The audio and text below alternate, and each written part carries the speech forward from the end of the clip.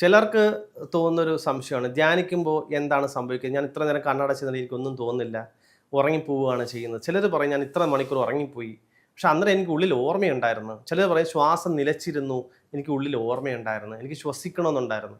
ഇതൊന്നും ശരിയായ ധ്യാനമല്ല. കാരണം നിങ്ങൾക്ക് ഓർമ്മയുണ്ടായിരുന്നു എന്ന് പറയുന്നുണ്ടല്ലോ, അപ്പം നിങ്ങൾ എവിടെയാണ്? നിങ്ങളുടെ ശരീരബോധത്തിൽ തന്നെയാണ് നിങ്ങൾ ഇരിക്കുന്നത്. യഥാർത്ഥമായ ധ്യാനം എന്ന് പറഞ്ഞാൽ ഇതെല്ലാം ധ്യാനമാണ്. ഒന്നിനോട് ചേർന്നാണല്ലോ ധ്യാനം. നിങ്ങൾ ഏതിനോടാണ് ചേർന്നത് അവിടെയാണ് നിങ്ങളുള്ളതെന്ന് നേരത്തെ പറഞ്ഞു. അപ്പോൾ യഥാർത്ഥമായ ധ്യാനം എന്ന് പറഞ്ഞാൽ തമസ്സല്ലോ സുഖപ്രദം, ഇരുട്ട്, അതായത് ഇല്ലാതാവുന്ന അവസ്ഥ. ഇല്ലാതാവുന്ന വ്യക്തി ഒരിക്കലും പറയില്ല എനിക്ക് ശ്വസിക്കണം എന്നുണ്ടായിരുന്നു. അപ്പം നിങ്ങൾ ഉണർന്നിരിക്കുക. നിങ്ങളുടെ ശരീരം ചലിപ്പിക്കാൻ കഴിയുന്നില്ല എന്നേ ഉള്ളൂ. അത് ശരീരബോധം മറഞ്ഞിരിക്കുന്ന അവസ്ഥയാണ്.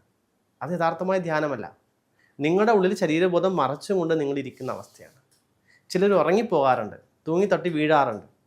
അത് കണ്ണടച്ചിരുന്ന് സബ് കോൺഷ്യസ് മൈൻഡിലോട്ട് പോയി ശരീരബോധം കുറഞ്ഞു പോകുന്ന, ബുദ്ധി ഉറങ്ങിപ്പോകുന്ന അവസ്ഥ. യഥാർത്ഥ ധ്യാനത്തിൽ ബുദ്ധി ഉറങ്ങില്ല, അതായത് തലച്ചോറ് ഉറങ്ങില്ല, ശരീരബോധം ഉറങ്ങുന്നുണ്ടാവും. അത് ശരീരബോധം കുറയുകയും ബുദ്ധി ഉണർന്നിരിക്കുകയും ചെയ്യും. ബുദ്ധി ഉണർന്നിരിക്കുന്ന വ്യക്തിക്ക് എന്തുണ്ടാവില്ല? ബോധമുണ്ടാവില്ല. അതാണ് താൽക്കാലിക സമാധി, അതാണ് യഥാർത്ഥ ധ്യാനം. യഥാർത്ഥ ധ്യാനത്തിൽ പോകുന്നവൻ താൽക്കാലിക സമാധിയും മോക്ഷത്തിലേക്ക് എത്തും. സാധാരണ ഒരു വ്യക്തി ഉറങ്ങുന്നത് ബുദ്ധി ഉറങ്ങിപ്പോകുമ്പോഴാണ്. അവൻ അറിയുന്നില്ല. ആ സമയത്ത് എത്ര മണിക്കൂർ ഉറങ്ങിയെന്നോ എന്ത് നടന്നെന്നോ അറിയുന്നില്ല. അവൻ സബ് കോൺഷ്യസ് മൈൻഡിലോട്ട് പ്രവേശിക്കുകയാണ് ചെയ്യുന്നത്. ഇനി യഥാർത്ഥ ധ്യാനം എന്ന് പറയുമ്പോൾ അവിടെ ഉറക്കമല്ല നടക്കുക.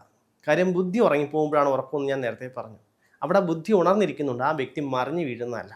സാധാരണ വ്യക്തി ഇരിക്കുമ്പോൾ കണ്ണടഞ്ഞു പോവുകയോ ഉറങ്ങുകയാണെങ്കിൽ അത് മറിഞ്ഞു വീഴും, തൂങ്ങിത്തട്ടുകയോ മറിഞ്ഞു വീഴുകയോ ചെയ്യും. പക്ഷേ യഥാർത്ഥ ധ്യാനത്തിൽ യോഗം ചെയ്യുന്ന ഒരു യോഗിയെ സംബന്ധിച്ച് ആ വ്യക്തി മറിഞ്ഞു വീഴുന്നതല്ല. എന്തുകൊണ്ടെന്നാൽ അവിടെ തലച്ചോറ് അയാളെ നിയന്ത്രിക്കുന്നുണ്ട്. പക്ഷേ ആ വ്യക്തിക്ക് ബോധമുണ്ടാവില്ല. ആ വ്യക്തി ഉറങ്ങുന്ന പോലെ ആയിരിക്കും ഇരിക്കുക. ആ ബോധം എവിടെ പോകുന്നു എന്നുള്ളതാണ്. അവിടാണ് തമസ്സല്ലോ സുഖപ്രദം. ആ ബോധം അയാൾ വെളിച്ചത്തിലേക്ക് ലയിച്ചു. വെളിച്ചം നോക്കുമ്പോൾ വെളിച്ചത്തിന് ഇരുട്ടാണ്, പക്ഷേ നമ്മൾ നോക്കുമ്പോൾ വെളിച്ചം കാണാം. ഒരു ലൈറ്റ് പ്രകാശിക്കുന്ന ലൈറ്റിനോട് ചോദിച്ചാൽ ലൈറ്റ് പറയുമോ എനിക്ക് പ്രകാശം കാണാൻ പറ്റുമെന്ന്? ലൈറ്റിന് പ്രകാശം കാണാൻ കഴിയില്ല, പക്ഷെ നമുക്ക് ലൈറ്റിനെ കാണാൻ കഴിയും. അതായത് ഈ ബോധം വെളിച്ചത്തിലേക്ക് പോവുകയാണ് ചെയ്യുന്നത്, വെളിച്ചമായി മാറുകയാണ് ചെയ്യുന്നത്. അത് വലിയൊരു അഗ്നിയിലേക്ക് ചെറിയൊരു അഗ്നി കൊണ്ട് കൂട്ടിച്ചേർത്താൽ മൊത്തത്തിലൊരു അഗ്നിയാണ്. ചെറിയ അഗ്നി ഉണ്ടോ എന്ന് വെച്ചാൽ ഇല്ല. എന്നാൽ ചെറിയ അഗ്നി എങ്ങോട്ട് വന്ന് വലിയ അഗ്നിയിലോട്ട് ചേർന്നു.